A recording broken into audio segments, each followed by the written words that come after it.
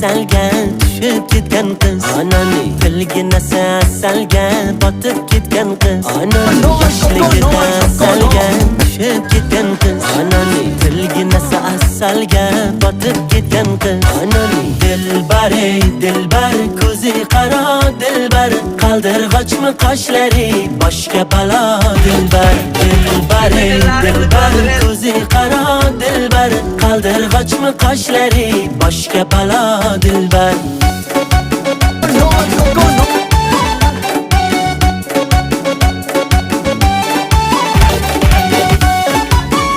Çok keyifli.